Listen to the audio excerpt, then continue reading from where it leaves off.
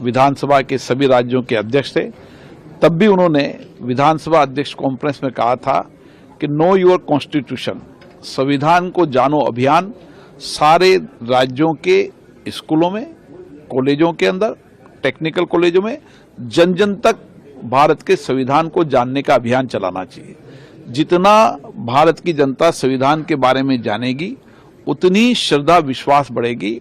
और प्रधानमंत्री ने यह भी कहा कि संविधान के प्रति अटूट विश्वास के उसके जनता में संविधान को जानने के बाद संविधान के अंदर जो कर्तव्य अधिकार हैं उसमें किस तरीके से हम अपने कर्तव्यों को निभा सकते हैं और उस कर्तव्य को निभा कर देश को कैसे आगे बढ़ा सकते हैं।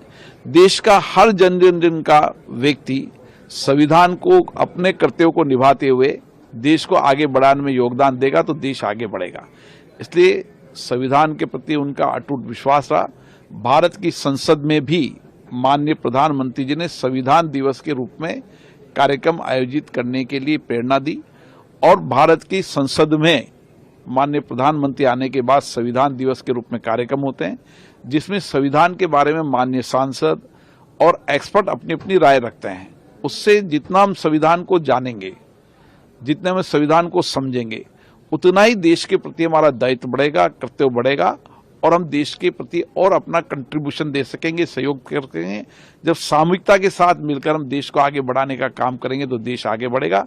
इसलिए भारत के प्रधानमंत्री जी का केवल गुजरात देश में नहीं, जब गुजरात के मुख्यमंत्री थे तब भी उन्होंने संविधान यात्रा निकाली, हाथी पर संविधान रखकर उन्होंने यात्रा निकाली। इसलिए आज जो चर्चा की जा रही है संविधान को बदलने की, वह अफवाह है, धार्मिक प्रचार है। संविधान को कभी बदला नहीं जा सकता। जहां तक आरक्षण का विषय है, निश्चित रूप से माननीय प्रधानमंत्री जी ने कहा है कि आरक्षण सामाजिक व्यवस्था है, उसको